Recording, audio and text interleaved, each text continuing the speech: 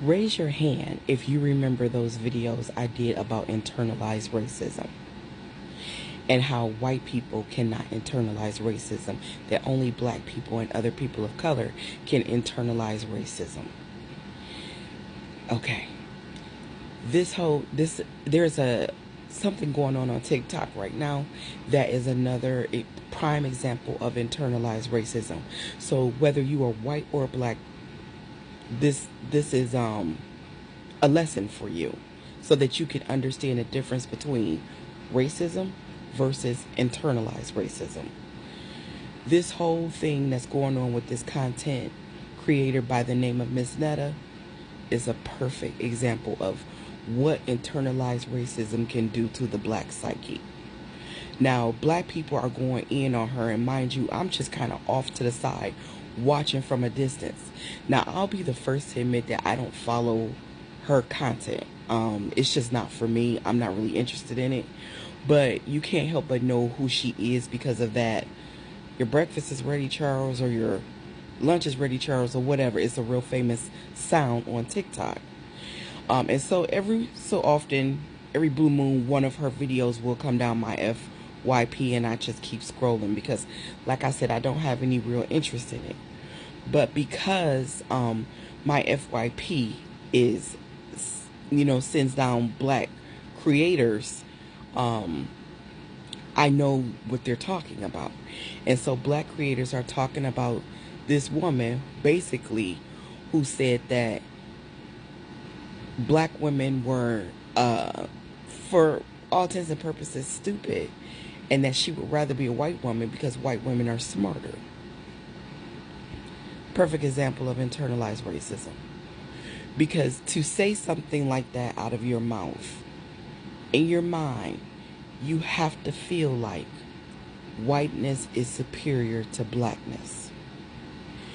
A person who has done the work of deconstruction would never fix their mouth to say anything like that. And internalized racism, like everything else, it's on a scale. Like mental illness, like autism, like sexuality, like gender, it's on a scale. Depending on what has happened to you in your life, depends on how much racism you have internalized. And mind you, having internalized racism as a black person does not make you a bad person. You cannot help but internalize racism in a nation that is as racist as America is. You're going to internalize it because everything about this nation conditions you to believe that white is the superior race. When we don't see representations of ourselves in news and in media and TV, when we don't have representation on the job, when black people are just treated like garbage, you internalize all of that. And this person has internalized that to a large degree. And now we see that playing out in living color. So again, white people, you do not internalize racism. You're just racist. It's black people and other people of color who internalize racism. One of the ways other people of color internalize racism is with their anti-blackness. Like say in the Indian community or in the Native American community, indigenous communities, or the Latino communities, how their community members who have darker skins are treated worse. The Palestinian community. Anti-blackness is global. And black people feel the effects of that. And that is what you're seeing playing out with this person on social media. I don't feel the need to do any videos or stitch this person or to attack this person because I can go just a little bit beneath the surface level. And this is not so much as an attack. This person attacking black people. Or black women, I should say more specifically. This is more about this person hating being the thing that she is. and that's black, and that's a woman, or however they identify. Unfortunately, we have a lot of black people in black skin, and they hate it because this world has convinced so many black people to hate themselves because this world hates black people. And again, black people internalize that. And if you are not aware of it, self-aware enough to understand that you have this issue, you will never do the work of deconstructing. Like, for example, if you are in a crowded facility and you have a way of moving out of the way of white people and letting them go first, that is internalized racism that you are not picking up. For example, if you are attacking other black people for the comfort of white people or whiteness, that is internalized racism. If you think that light skin, black light skin, makes you better than dark skin, black dark skin, that is your internalized racism. It's internalized racism.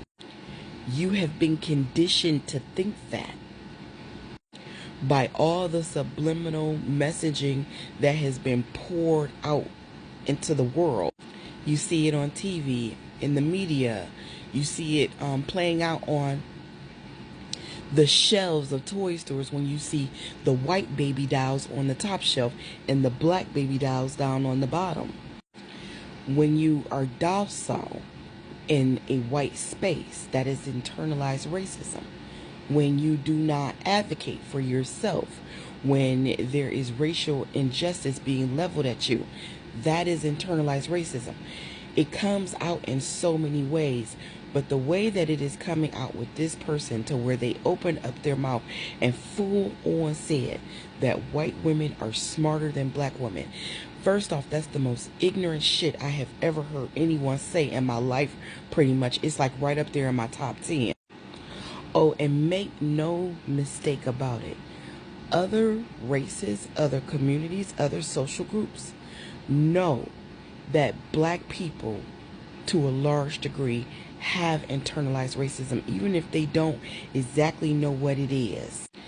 Because that video that I did yesterday, that woman who expected me to put Palestinian people before black people, because so many of us have been conditioned to put any community ahead of our own, and we do it because of internalized racism, because we have been conditioned to do so, because we have been conditioned to make everything the default except for blackness, is why they attack us when we put blackness first.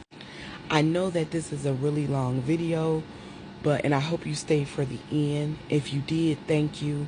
But this rabbit hole goes very, very, very deep. And I just want to open up the minds of people who don't even understand that there are still chains around certain parts of their brain, and that you have the key to those locks, but you gotta see it in order to be able to acknowledge it. You have to be self-aware, and you really gotta sit down with yourself, and you gotta tell yourself hard truths. That's the only way you can do the work of honoring blackness and resetting your brain when it comes to how you think and feel about blackness and about being black. Thanks for listening.